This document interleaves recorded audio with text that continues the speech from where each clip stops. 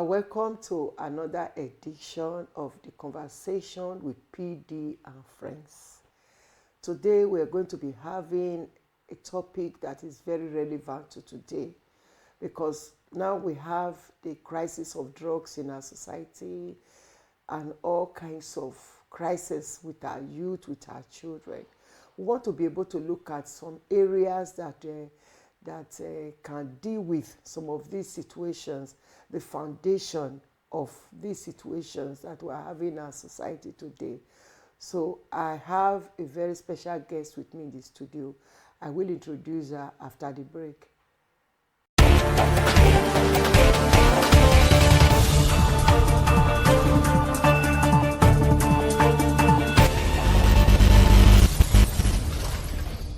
You're welcome back. My name is Pastor Dolly, and I have with me Mrs. Uche. Mrs. Uche, welcome to the show. Thank you, Pastor D.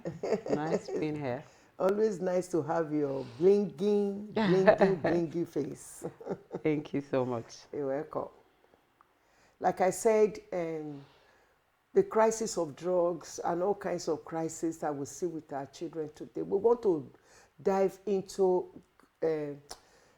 everything children matters. So today we are starting with yesterday's children and today's children. Are there differences between yesterday's children? Are there differences in the way we raise our children today compared to the way we were raised? So those are all the issues we're going to be examining. So our guest, Mrs. Uche, please can you help us to kickstart this whole thing? Yesterday's children and today's children.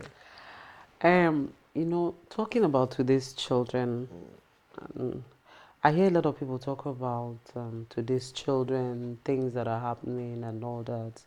In fairness to these children, I would say that they were not asked to be born by this time.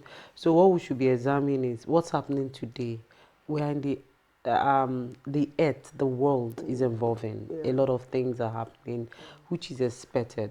As long as we are human beings, we have to grow. Yes. And in terms of growing, a lot of things happen. Things change, weather changes, technology is changing, and everything is changing.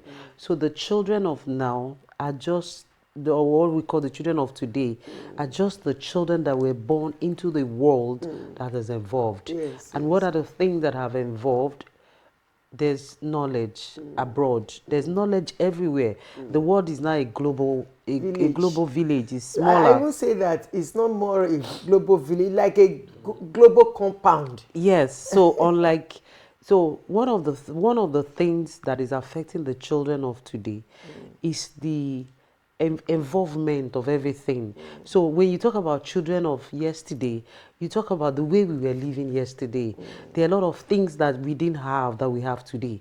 So I was talking or to that we have access to.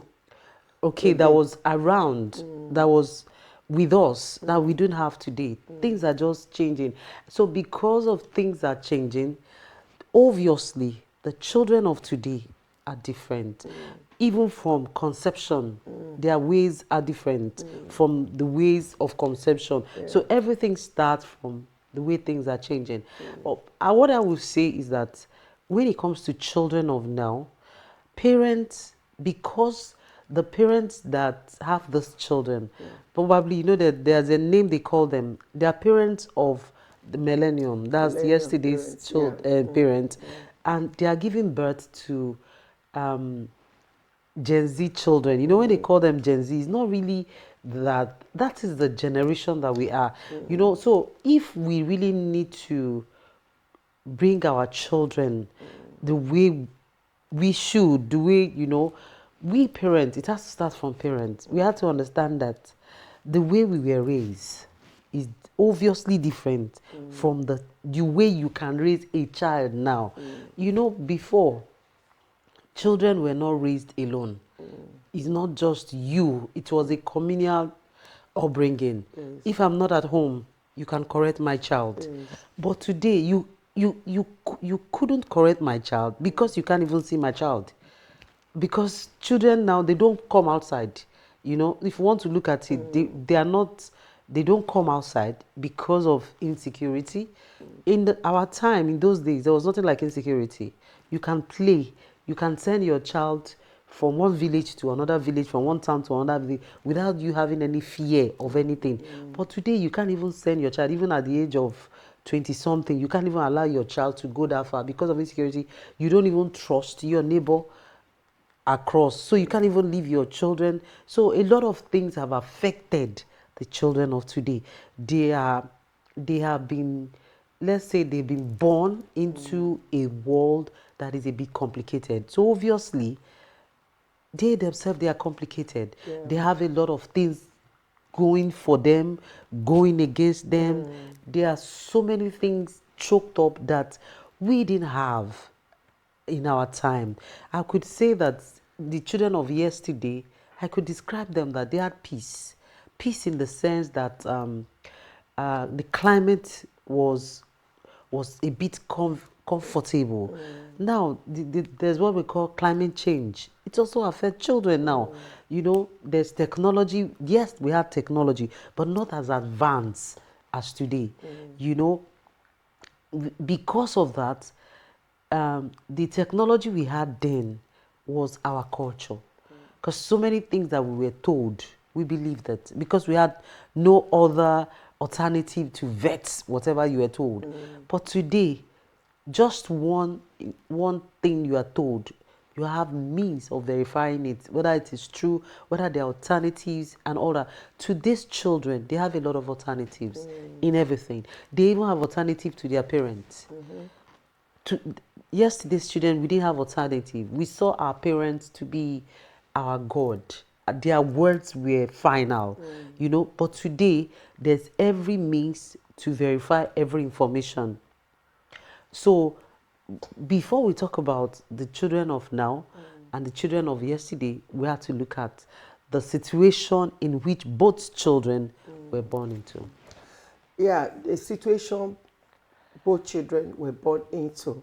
You know, like those days, you understand, when we are raising children, like you said, that it does not take only the parent to raise the children, Yes. the village raised the children Yeah. together, because they were connecting together. Yeah. You know, like when those days you used to have what is called Tales by Moonlight, Yeah. where all the children from the community, they sit together, they talk, you know, about issues and all that. Now the children of today, they interact with the word before your eyes. Yes. Your child is right there with you in the same parlor, and she's interacting with the world, like with America, and Yeah. she's here in Africa, Yeah. interacting with America before your eyes. And so she's collecting things from that, collecting things from information, collecting information from you, collecting information from there, you know, so that at the end of the day, it's just like few months ago, I was in France, and myself and my granddaughter were just discussing things that has to do with Africa and all that. And before my eyes, she just went online while we were sitting together in the kitchen. To vet she what went you were online and she brought, because we're kind of arguing about something kind of stuff. And she went online. My granddaughter is like a human rights activist that believes very much in Africa, her Africanness and all that. While she was kind of speaking for Africa, I was speaking for the country where she do her own country, so to say. And at the end of the day, she just went online, brought something and said, Grandma, look at it. Yes. Look at this and all that. And I started laughing. I said, oh my God. Now she knows better than me in that sense. Yes. Because she's exposed Yeah. to things I was never exposed to. Like you said, then we could just listen to our parents. Whatever our parents says, we're so final that the children of this day, they will ask you why. You tell them to do something, they will ask you why. They always want you to provide a why for them. And if you don't provide that why for them, they will get have the why alternative, yes. somewhere else. So, Mrs. Uche, we still want you to help us to understand the children of today and the children of then. What are some of the formations that the children of then were exposed to that the children of now are not? Okay, let me use an example. You know, then when we were growing up, when we start changing teeth, our parents will tell us, just throw it on top. If you don't throw it on top of the roof, lie on the floor. You don't get another you don't tooth. get another tooth and all that. Yeah. But children of this day, you cannot come and tell them that. They will ask you why. How can that be throwing it on top of the roof? You understand? Because of what they are exposed to. The children of then, you know, they will just play with toys and all that. But now, the children of today, they are not playing with just toys. Their toy can just be the whole world at their fingertip. Yeah. Like then, we gather in one house watching television and all that. But the children of today, they don't even have time. Sometimes they don't even have time for the television. If they are going to watch television, they are going to watch it maybe via social media, phone, you know, and all that. Yeah. So how do we now differentiate the kind of information they were receiving there from the information we are the children of today receive? I think because the children of then, they were receiving information from their parents. yeah. But the children of today don't receive only from their parents. They also receive from the whole world. I think that parents should come to terms with the fact that this is the world that we are now.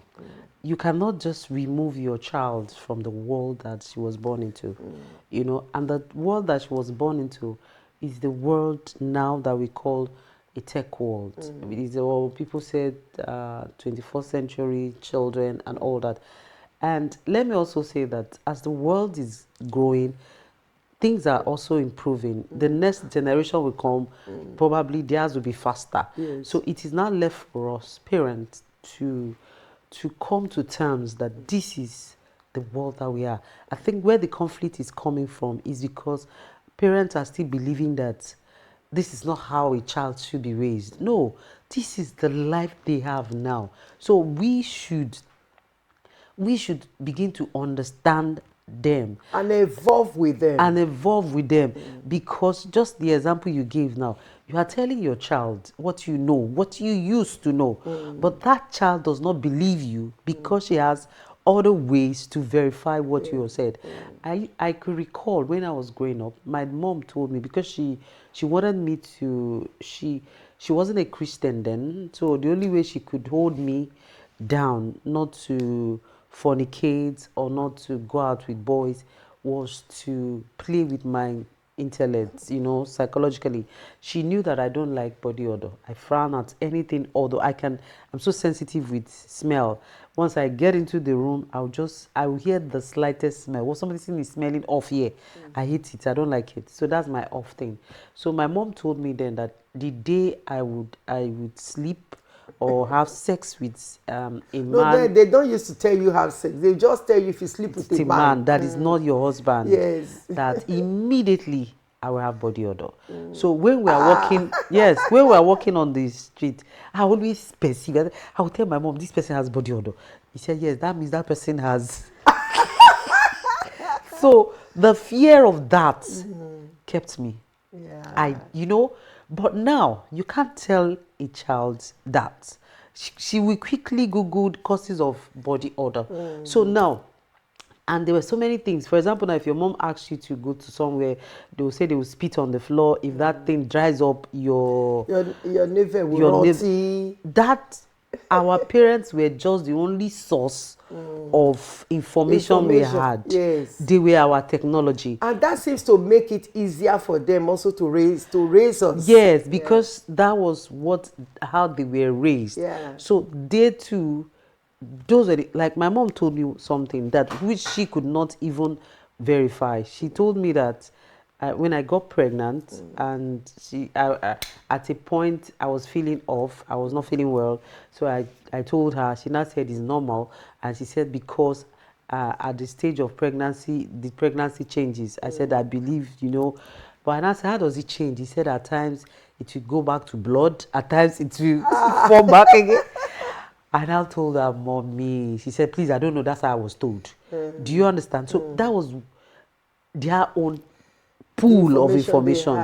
And over time, we cannot pass that information now to our children. No. You know better. Yeah, if your mom tells you, don't leave the house. You believe that why your mom told you not to leave the house is because there's a danger ahead. But now, every day, our children have information of everything. So now, parents should understand that the world that our children are today is a world of information, is a world of knowledge. Like we said, is a global small village. So you cannot now think that you are doing your child good. Let me use the word. You are doing your child good by sitting her down and advising her not to do this, not to do that, just like that. She will respect you. But have it in mind that she has more information on that matter that you are discussing better than you do. So what I would say is that the way to look at these children now is to appreciate them. We really need to appreciate them because they have all those things going in for them, and we expect them to still be intact. So we should first of all appreciate them, that these people, they have a lot of things, and this lot of things they have, I'm talking about technology. I'm talking about technology in every field of their life, even in finances. Some children at the age of 9, they've already learned a lot of ways to invest. The only way we knew how to do before was to put your money in Kolo. But now there's what they call a lot of things that you can put your money on. So they have so many information, so many, even more than we, their parents, could know, because they can get information online. They can get from friends in Nigeria. They can get from friends. There are a lot of chats you can And then get. they can even be in Nigeria and make friends in America. Yes, and online. let me say that, Ma, they are also under a lot of pressure. Children of these days, there are a lot of pressure. There are some even words and conversations that are of now that we didn't have before. For example, there was no word like depression in our time, because we didn't need to be depressed. We had everything going for us. We had peace. The environment was even cool. There was no pollution. Who were friendly. There were people you could talk to. Yes, they were you not. Could tell stories to. There were not a lot of pollution. Now there are a lot of pollution. If you don't have a gen, you have a solar. If you don't have solar, you have inverter. There is light everywhere. So you don't even need to come outside to see light. But so we had peace. We had the nature. We enjoyed nature. So we had a lot of things going on. We have friends. Now children don't have friends. You know, because of a lot of things, insecurity and all that. So they have a lot of things working for them and working against them. So they are really, if we want to look it from our own angle, coming from where we were, there are a lot of pressure. So we should first of all appreciate them. Then 2, we should come to terms that this is their world now. You know, we keep making reference to my time. You know, why we could compare is because we have lived in 2 worlds. We've lived in our own time and we're living in the world now. But they cannot compare. This is the world they know. This is the world they know. The only time they can compare, probably the next generation. Probably if the next generation is faster than theirs now, they'll now begin to compare. So we should first of all appreciate them. And in appreciating them, Mr. Suche, don't you think there's a need for we parents to kind of try to match up with what the children are today? Because some parents are just, when it comes to technology, they are just blind. You know, they don't understand anything. Instead of wanting to bring the children back to your own age, don't you think there's a need for you to kind of brace up to getting the information that will help you? Because if you don't give them the right information at home, they will get it outside. Yes. So it is very important for us to give them the right information at home. And if you don't have that right information technologically, you will not be able to give them that information. Don't you think there's a need for today's parents to kind of brace up to that level where they can have that information to give to their children? They can use their own make it positive for them, because a lot of negatives that are also in this technology age and all that. Absolutely. But there is a need, I think, for us parents to have the right technological knowledge to be able to use to put them in the right path. Yes, I think that's where the conflict is coming from. You know, we have conflict of two worlds. The parents are in another world, and the children are in another world. I think there should be a meeting place, like you just said, and the parents are, some parents, let me use the word, some parents are still feeling that they're still the authority the children have. You know, that's why you hear parents saying, some parents They saying, should be the authority, the children. okay, yes. No, what I mean, they feel that they are the only authority that the children have. But that's how it's supposed to be. But in ideal, to the children of now, that's not the only authority they have. They have other authorities they can look up to, and all that and all that. So, But I think there's a way of superimposing your own authority, because your authority actually at that age, until they are adults, should be the final on them. But the thing is that what I'm trying to say is that if we can match it with the other authorities they are exposed to, so that yours can be the final. For instance, if they are told this is the way to handle things and all that, and you know that way may not be the best for them, you have the final authority to expose them to the right authority. yes, why parents should be the final authority if they have every loopholes check. Now, a parent doesn't know so much, you understand, and it is the same parents that have taken the child to a school because you want your child to be better than you. So you take that child to a school where she is going to be exposed. So in that case, you are putting yourself at risk, because what she's getting from that school that you are paying for, it's bigger than the knowledge that you know. So we should. So if you are saying that they are still the only authority, in that case they are subchanging their authority. No, I'm not saying the only authority, but final. Okay, if they said they are the final authority, and they are also taking them to a place where they can be more exposed than themselves, so they are subchanging themselves. So what parents should do, like we are saying, is for them to step up. Like I keep saying, first thing we should do, the first thing, is to appreciate these children, to understand Where that they are coming where from. they are now. Where they are, yeah. It's a lot for them. Indeed, it is really a lot. Children are really under pressure now. Yes. Why they are under pressure? In the sense that there's a clash of two worlds. The worlds from their parents. The parents are not seeing it their way. You go to homes today, children are arguing with their parents. Do you know why they are arguing? What that child knows at that time, it's not where you are coming from. You know, a child wakes up in the morning and is still in his room, still sleeping, you understand? You expect that child to come out from his room and come and meet you and greet you. Every day you keep saying it. Why don't you come out and greet me? But that child cannot relate, because everywhere around him now, people no longer do it.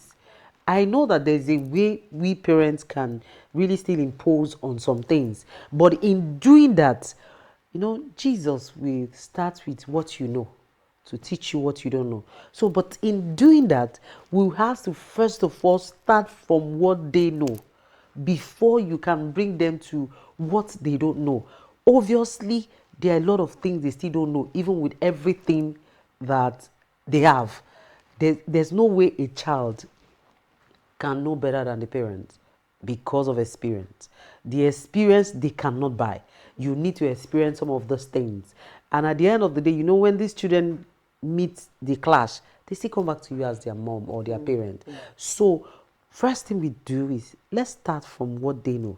Let's identify with them. Then from what they know, you take them to what they don't know. Don't go away. We'll be right back. When we're right back, we'll take our final thoughts on this topic.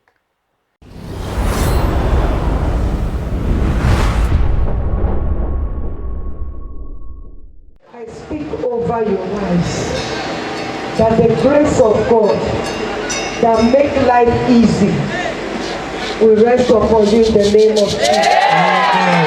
Never less and get great results. In the name of Jesus. You are born on eagle's wings. In the name of Jesus. The grace to soar rest upon you. In the name of Jesus. to the ministers of the gospel around among you, and as many as the Lord shall call, I declare over you that the grace that make ministry easy, the grace that make one to pastor without tears, rest upon you. Amen.